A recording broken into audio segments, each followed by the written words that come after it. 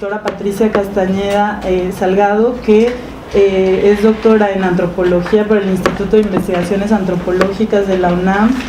También, 3 veces antropóloga en la licenciatura y en la maestría, también en la Universidad Iberoamericana, y actualmente es investigadora titular en el Centro de Investigaciones Interdisciplinarias en Ciencias y Humanidades.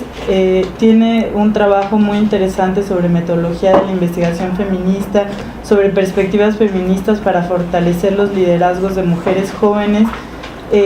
Ha trabajado también sobre procesos de organización política junto a mujeres indígenas en México, y sin lugar a dudas uno de los trabajos que más me atraen del trabajo que ha hecho Patricia Castañeda tiene que ver con este intento también de hacer una historia de la antropología de las mujeres y una historia de la antropología feminista en México. Creo que es precursor, y justo una de las cuestiones sobre las que ella nos va a hablar aquí tiene que ver con cómo también el campo de la antropología ha hecho aportes a la manera en cómo se piensan y se analizan los procesos de memoria y de justicia. Así que muchísimas gracias, Pati, por estar aquí. Voy a ir por tu café. Sí, por favor, porque sin café no voy a carburar. Buenas tardes. Bueno, se va Marisa, pero le agradezco mucho la invitación a compartir con ustedes este espacio. Y bueno, me da mucho entusiasmo verles, porque además de que encuentro personas conocidas que nos vamos viendo en distintos espacios hace 8 días, ahora, etcétera, pues creo que su presencia da cuenta de un fenómeno que es muy importante de relevar, y que es el rejuvenecimiento del feminismo en México y en otros países de Centroamérica. Y eso, la verdad es que me parece un momento histórico fundamental, porque sin duda esta presencia de feministas jóvenes nos está obligando a repensar muchos de nuestros lugares comunes, muchas de nuestras apuestas teórico-políticas, y además nos alienta a tener una escucha a cuáles son sus preocupaciones, sus propuestas, sus elaboraciones, sus nuevas lecturas.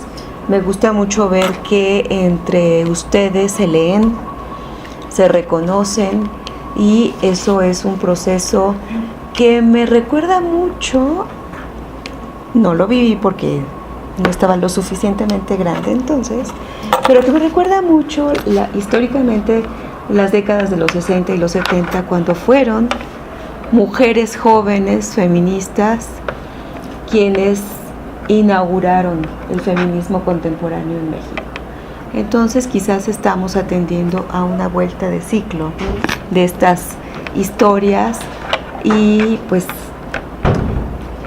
decirles bienvenidas pues no es una buena práctica, porque es como que estaban afuera y ahora entran, sino más bien reiterar mi gusto porque estemos todas juntas en esto. Muchas gracias, me encanta tener tráfico de influencias para compartir. Café. Y a raíz de la exposición de Marisa voy a cambiar un poco el orden de lo que había preparado para compartir con ustedes, para no perder el hilo de la memoria, y bueno, reconocer que también la invitación de Marisa me puso a pensar. Y me puse a pensar cuál es el lugar que han ocupado los intereses por la memoria dentro de la antropología, y particularmente dentro de la antropología feminista.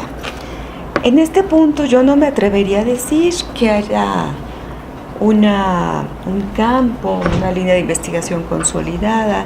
Pienso que hay muchas iniciativas de investigación, muchos trabajos fundamentales dentro de la antropología con perspectiva antropológica, pero que están en una zona fronteriza o interdisciplinaria. Más que formar parte de algo autocontenido, están en diálogo constante con lo que se trabaja sobre la memoria desde otras disciplinas, y sobre todo están muy enfocados a restablecer un vínculo cercano entre quien hace antropología y el grupo social que está trabajando la memoria. Y en este sentido hay una innovación dentro de la disciplina que tiene que ver con que ya no es él o la antropóloga quien define con qué grupo quiere trabajar y qué va a trabajar, sino que cada vez es más común que haya una suerte de acuerdo y de intercambio entre la colectividad y quien va a hacer la investigación para definir los temas, las coordenadas y los procedimientos.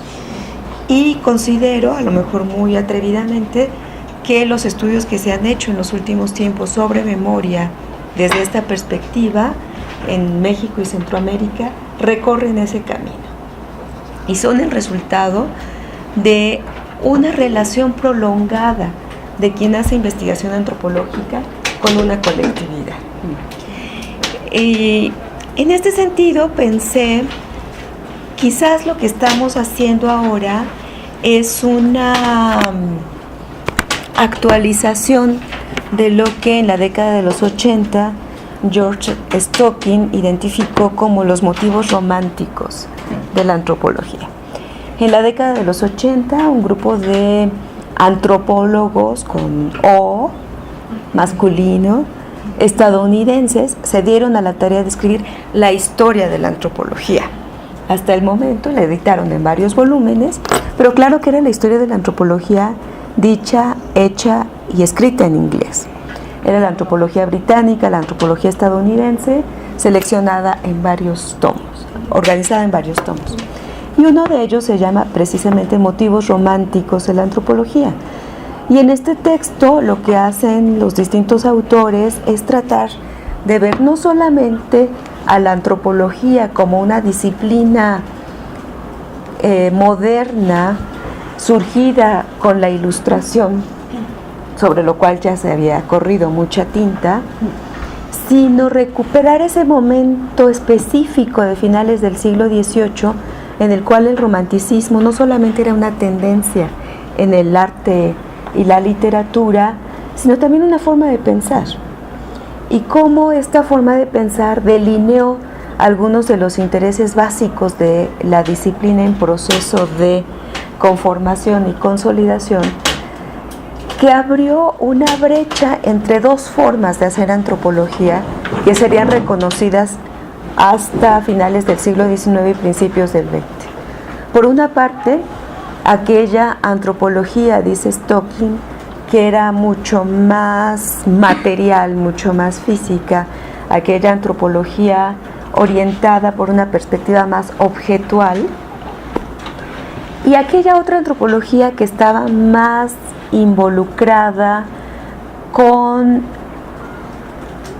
el campo de lo cosmogónico, cosmológico, pero que finalmente estaba diciéndonos a finales del siglo XVIII hay una parte subjetiva, afectiva, emocional que poco a poco se va a ir instalando en los intereses antropológicos para dar pie a las escuelas más actuales de pensamiento en las que la subjetividad es altamente ponderada y en donde la antropología ya no se basa en esa relación sujeto-objeto, que tiene mucho más que ver con algunas de sus especialidades y subdisciplinas, sino que está mucho más involucrada en la perspectiva intersubjetiva, en la relación sujeto-sujeto, en la cual el intercambio es la base del conocimiento. Mientras en la perspectiva objetivista es el antropólogo el que conoce, en la perspectiva subjetivista el conocimiento es un proceso compartido. En ese sentido, pienso que la memoria viene a ser un motivo contemporáneo de la antropología. En su momento, Stocking planteó que el motivo como tal es un referente del pensamiento que no existe por sí mismo, sino solamente en la mente de quien lo piensa. Por eso, cada cabeza antropológica es un mundo que puede pensar e imaginar la realidad y a partir de ese pensamiento definir qué quiere estudiar, de eso que está imaginando. Y eso sería un motivo, ¿sí? Claro, él lo veía como un motivo romántico. ¿Qué decía el romanticismo? Que había que estudiar fundamentalmente la identidad. Fundamentalmente, ¿quién soy frente al otro? ¿Quién es el otro? ¿Qué caracteriza al otro? ¿Cómo lo que es el otro se expresa en su forma de actuar, su forma de hablar, en su arte, en sus representaciones, etcétera? ¿Cómo sería un motivo antropológico contemporáneo? Fundamentalmente sería un motivo político. Desde los años 50, pero sobre todo cuando hay este enorme movimiento que convulsiona la antropología clásica para dar lugar a las antropologías críticas, las antropologías marxistas y las antropologías reflexivas, el motivo ya no es un motivo neutro, desinteresado y científico, sino un motivo que está siempre vinculado con las necesidades sociales y políticas de transformación. Eso quiere decir que la mente, la mentalidad, la forma de pensar de quien hace antropología se ha transformado radicalmente. No en todos los casos. Ya tenemos algunas muestras de museo de pieza del mes que siguen en esa lógica. No diré nombres, ustedes imagínense cualquier cosa que quieran decir al respecto. Y ese momento coincide con el momento de conformación de la antropología feminista, que de alguna forma corre en paralelo con el feminismo contemporáneo, y al mismo tiempo hay un intercambio, hay una influencia mutua entre feminismo y antropología que se genera precisamente en el interés común por entender qué es el género. De tal manera que hay momentos en los que la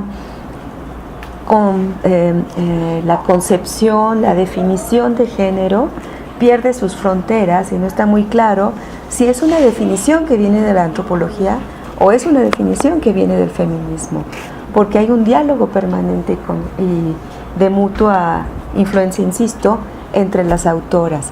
Por eso le sugería hace tiempo a Marisa que pensara no solamente qué es lo que el feminismo le ha contribuido a la antropología, sino también en qué manera, cuáles han sido las contribuciones de la antropología al feminismo, porque ese diálogo inicial se mantiene. En el campo de la antropología feminista, que es profundamente interdisciplinario, asumimos, retomamos, resignificamos muchas de las contribuciones de las feministas en otros campos, en otras líneas, y hacemos un proceso de aculturación, es decir, nos las apropiamos como parte de nuestra cultura científica y académica, y ocurre de ida y vuelta. En ese sentido, entonces, este motivo va a ser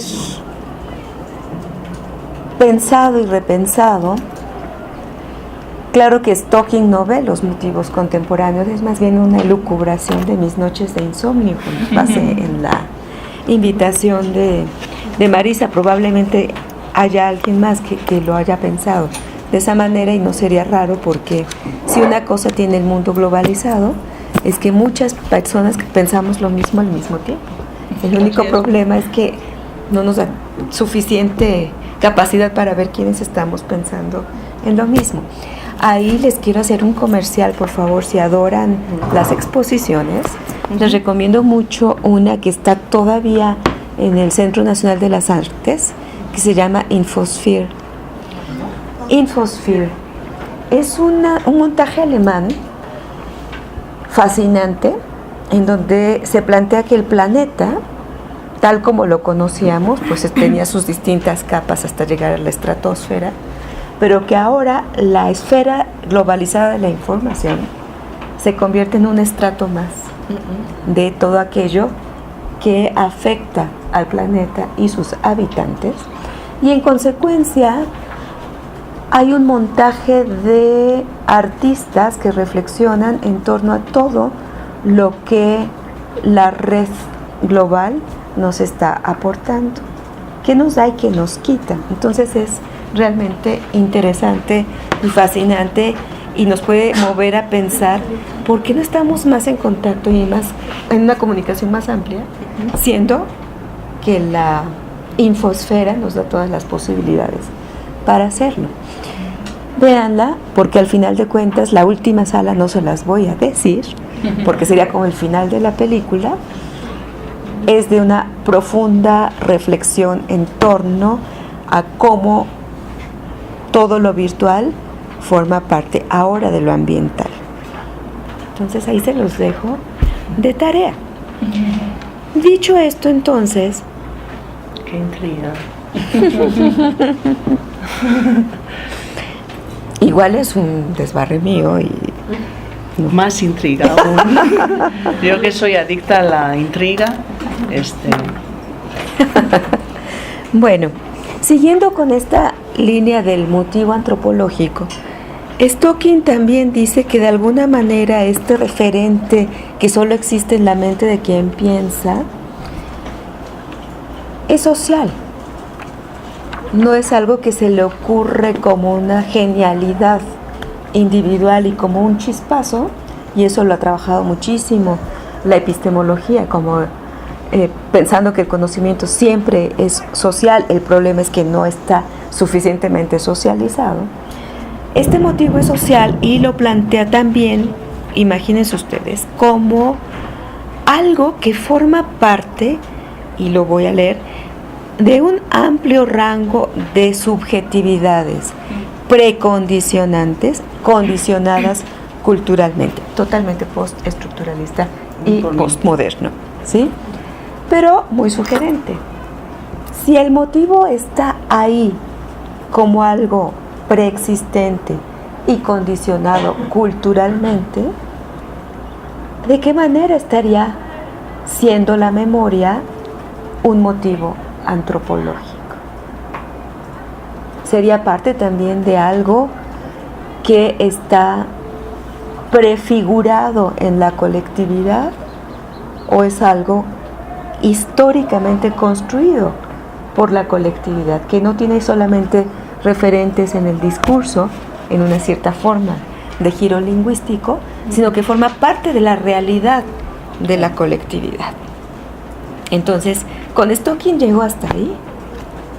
Me gusta muchísimo más la aproximación antropológica feminista a pensar que lo subjetivo es social e histórico, que se expresa lingüísticamente, pero no solo lingüísticamente.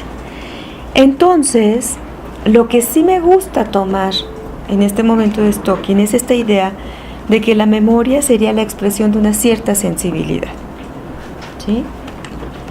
Es una necesidad, pero también forma parte de una cierta sensibilidad ante el mundo y de cómo hay una necesidad antropológica, no en el sentido disciplinario, sino en el sentido vital, una necesidad antropológica de tener referentes, pero de tener referentes que no apelen solamente a la razón, sino también referentes que apelen a la subjetividad, a los sentimientos, a las emociones, y en ese sentido sería parte de una sensibilidad. Pero también, como tengo una formación marxista a la cual no he renunciado y espero no renunciar, siempre pienso a la memoria como una práctica social. Como una práctica social que solamente existe en un contexto relacional, sea este directo o indirecto. Solamente hay memoria donde hay quien necesita la memoria. Sí. Lo otro son recuerdos. evocaciones, pero no necesariamente constituyen una memoria. Quien necesita recordar, construye la memoria. Y la construye, insisto, de manera colectiva y con una finalidad. La memoria es para algo. A veces es para seguir existiendo, para recordarnos efectivamente quiénes somos y por qué estamos donde estamos.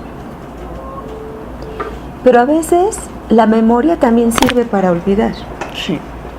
Para olvidar el horror, Sí. para trascenderlo. La memoria sirve para colocar las motivaciones políticas y trabajar sobre ellas.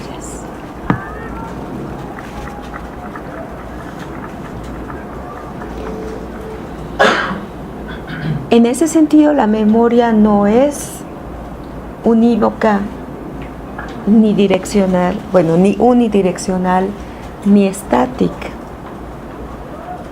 En tanto que elaboración colectiva es activa, es dinámica.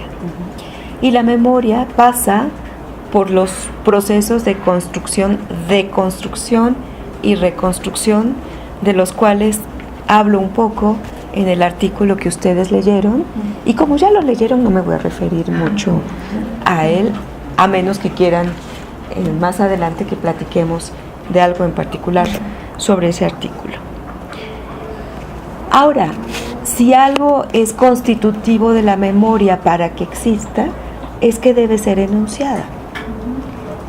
Y esa es una cualidad de la memoria, a diferencia del recuerdo, que puede permanecer dentro de cada quien, aun cuando se trate de una colectividad. La memoria tiene que ser enunciada para ser reconocida, pero se puede enunciar de múltiples formas, no solamente a través del lenguaje oral.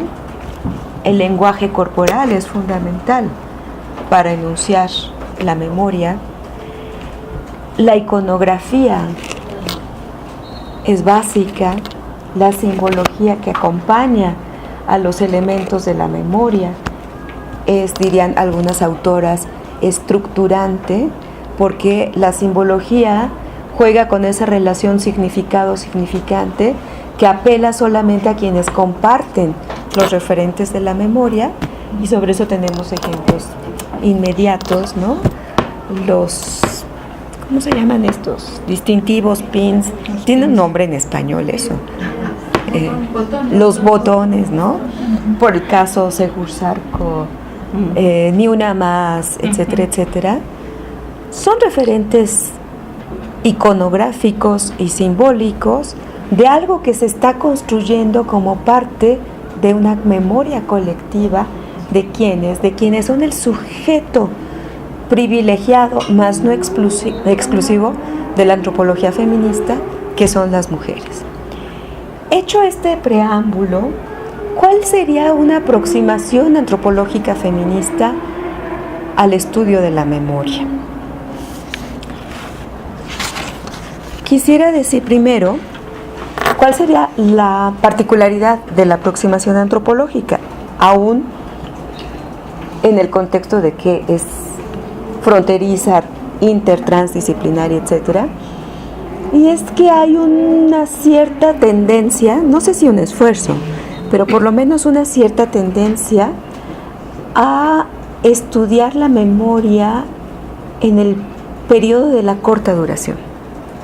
Y eso establece como un cierto matiz con relación a los abordajes de la historia, que estaría mucho más colocada en el abordaje de la larga duración. Y eso resignifica las fuentes a partir de las cuales puedes acceder a la memoria. ¿Sí?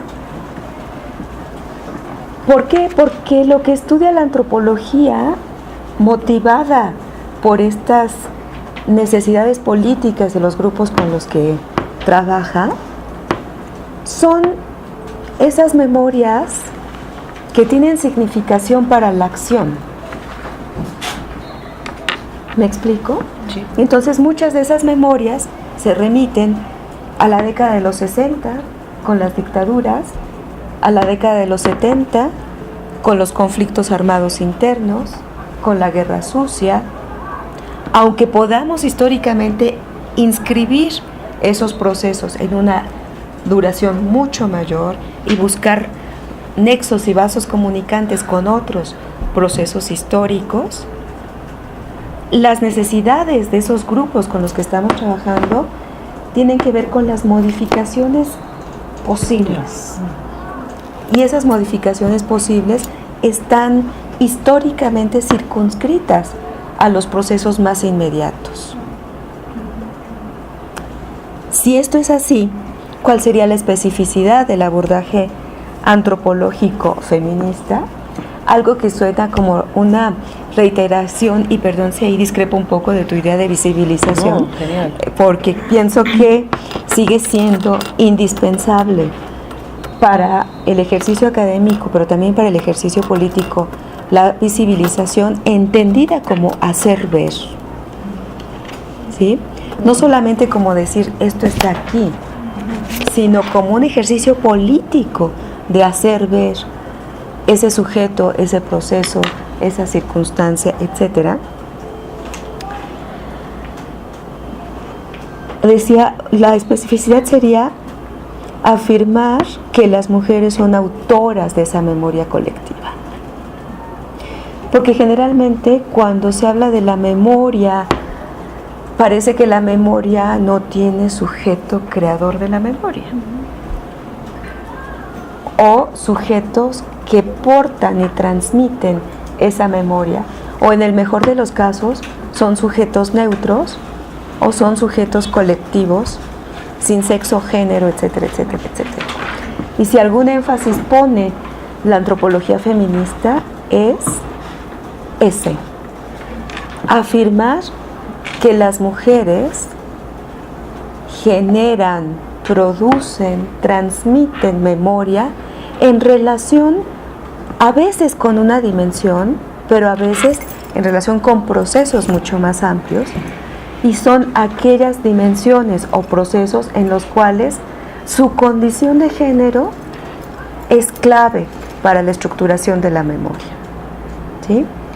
Un ejemplo pues casi clásico es el que retomo en el artículo con las elaboraciones de Teresa del Valle, en términos de cómo esa memoria está presente en las mujeres porque tiene que ver con la experiencia como género de las mujeres, y a partir de ahí esa vinculación entre memoria y experiencia nos lleva a conducirnos de una cierta manera, por ejemplo, en los espacios urbanos, que son los que ella estudia con mayor detenimiento.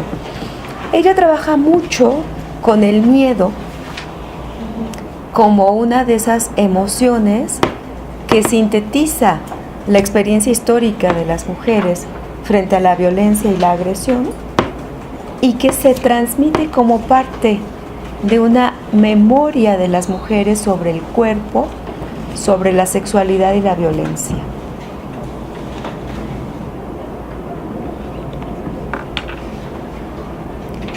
¿Qué quiero decir con esto? Que la memoria no necesariamente es transmitida como una estructuración discursiva precisa, sino que puede ser muy fragmentaria, y que es trabajo de quien hace la investigación, de quien estudia la memoria, unir los fragmentos hasta donde se puede y reconstruir esa memoria hasta donde se puede, ¿sí? Por otra parte,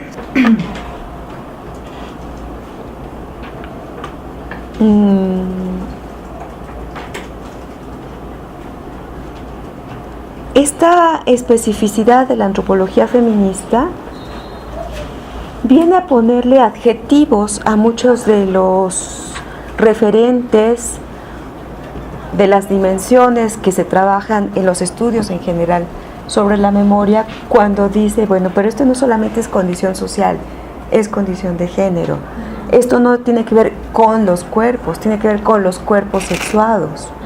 Y al ir adjetivando, al ir haciendo tangibles a los sujetos que elaboran, transmiten y reproducen la memoria, se inscribe en uno de los procesos más amplios de la antropología feminista, que es el proceso de rehumanizar a la disciplina. ¿Qué quiero decir con esto? Que durante más de 2 siglos, la antropología dijo que su objeto de estudio era el hombre. Después decidió que era como muy extraño eso, y que entonces era la cultura. Pero entonces la cultura se estudiaba como si hubiera surgido por generación espontánea por muchas de las escuelas antropológicas, y entonces ibas a buscar la cultura y te capacitaban profesionalmente para ir tras las huellas de la cultura. Y bueno, era súper difícil encontrar a la cultura sin personas, ¿no? Pero ustedes pueden leer tratados completos sobre textiles, la simbología de las figuras geométricas navajo, 300 páginas, y nunca aparece una persona, o aparece como el informante clave que le explicó al antropólogo que el rombo significa el universo. Lo que viene a ser un llamado de atención fuerte de la antropología marxista, pero mucho más decidido de la antropología feminista, es recolocar a quienes crean la cultura en el centro del interés. Y para las mujeres, ser reconocidas ya no como reproductoras de la cultura, que ojo, ese es el discurso del sentido común todos los días, en la radio, el periódico, mucho me temo que en algunas campañas de la UNAM también. Sí, sí. Déjenme decirles que esta campaña del Goya me tiene... Es horrorosa. Estupefacta. ¿Sí? Horrorosa. Y por criticarla se me fue la idea, ¿viste qué mal?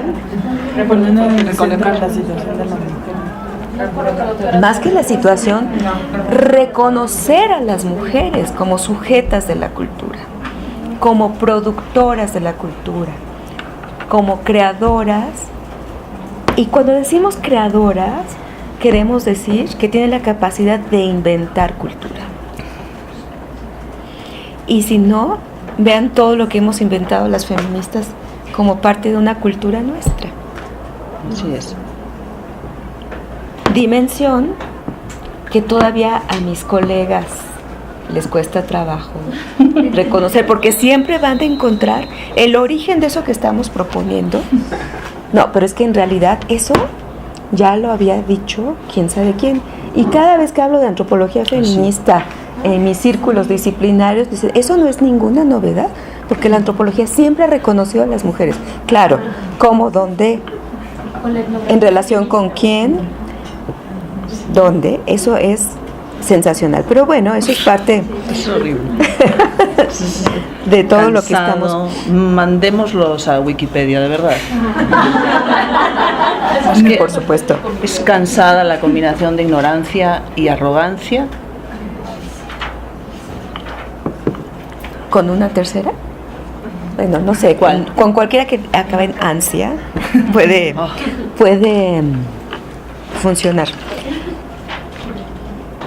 No, es que yo iba a decir que una tercera también es con un permanente colonialismo masculinista androcéntrico sobre la propia disciplina, aún en los más, este puño sí se ve, de mis colegas antropólogos izquierdistas, que ven la clase, ven el pueblo originario, ven lo mejor de lo mejor, pero ahí nunca hay sujetos de género, con conflictos, con relaciones de poder, con problemas de autoridad, con jerarquías.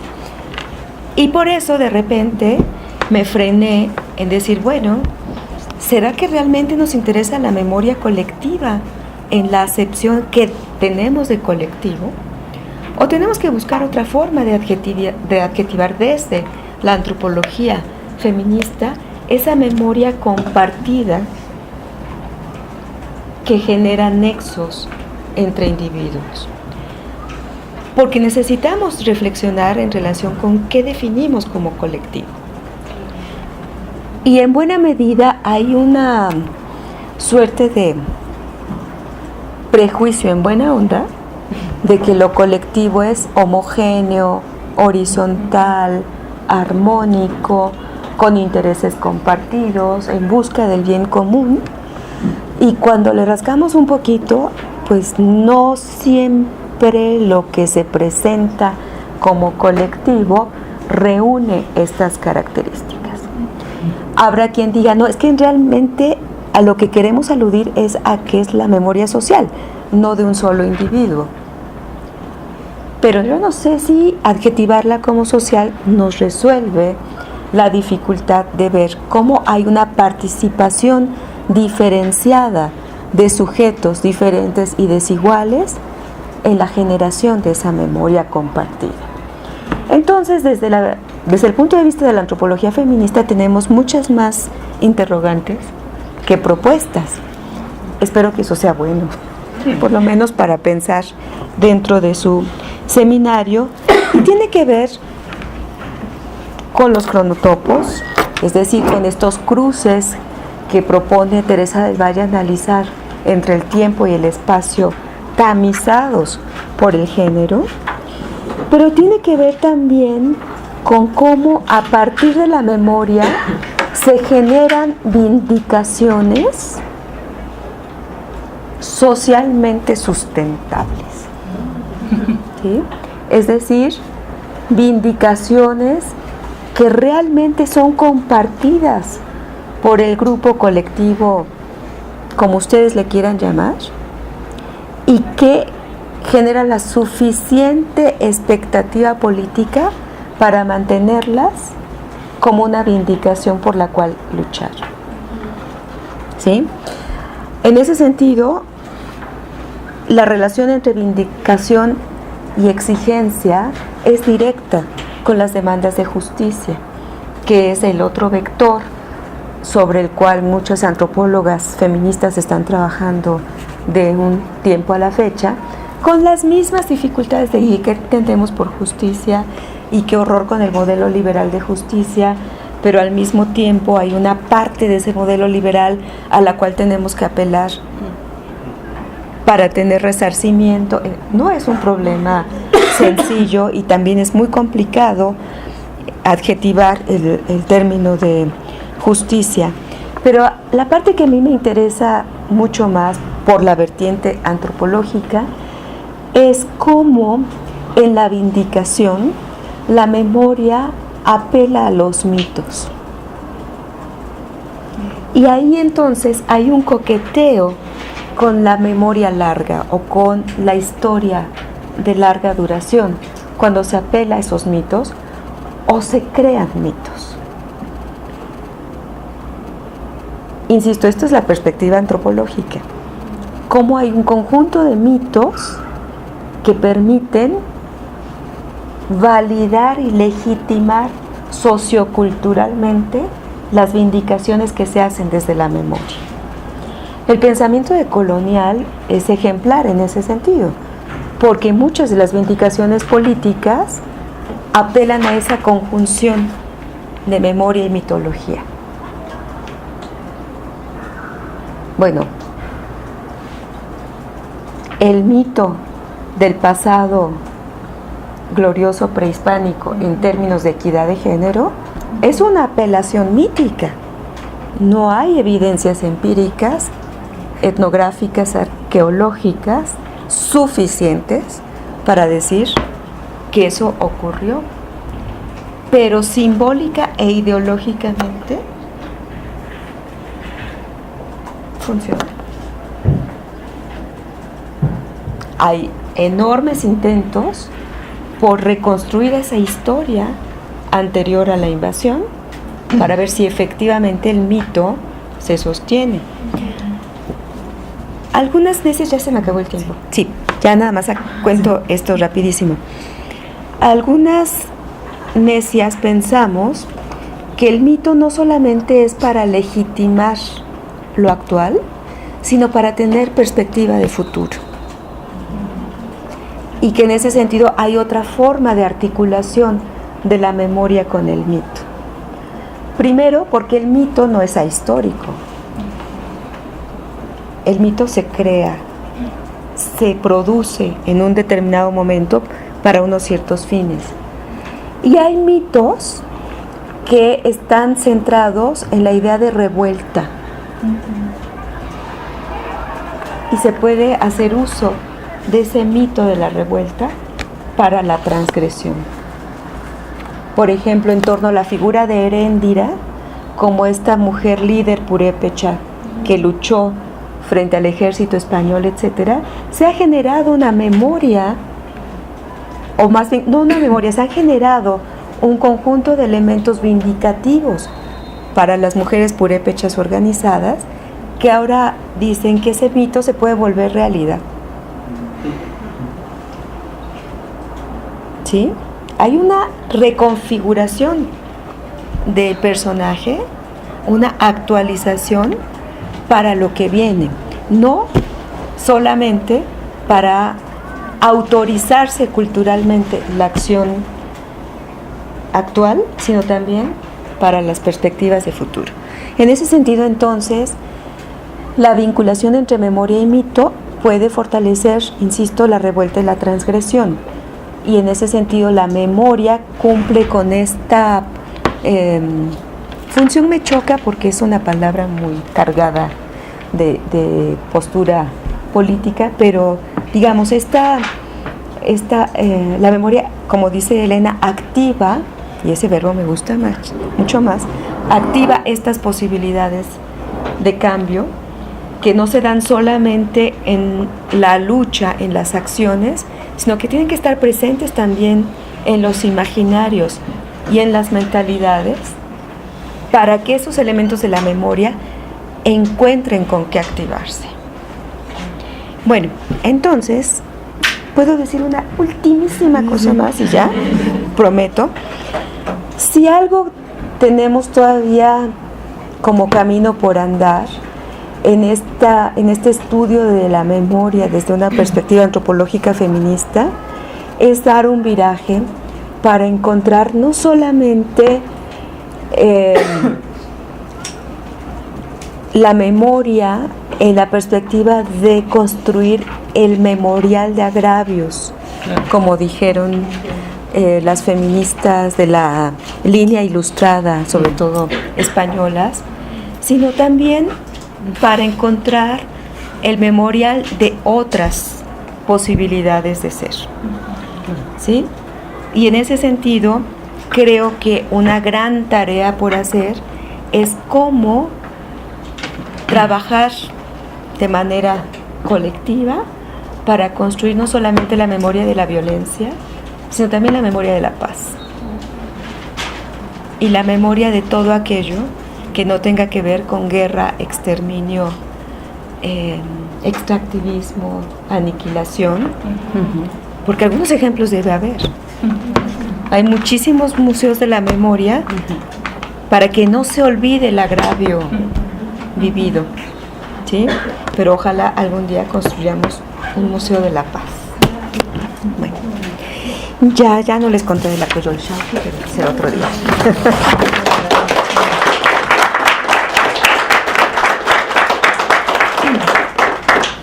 Bueno, pues muchísimas gracias por la intervención, Patti, por traer estas ideas tan importantes en relación a la memoria y a lo colectivo y a incidir también en que lo colectivo no es homogéneo. Me gustó mucho esta idea y que para producir algo colectivo creo que la tensión y la ruptura es algo fundamental, y también por traer estas preguntas que siempre me hacen pensar, porque yo he estado muy interesada en ver cómo las feministas han aportado a la antropología o a las ciencias sociales, o cómo los movimientos campesinos, indígenas y cómo los movimientos feministas han aportado a transformar con sus críticas las propias disciplinas.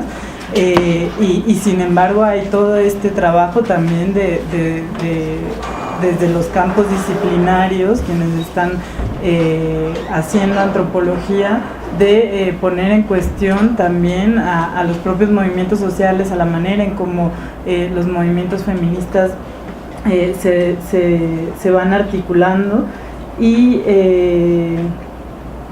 esta idea también que creo que tampoco es tal vez algo que contradice lo que decía Elena, sino más bien lo complementa en relación a cómo la idea de visibilización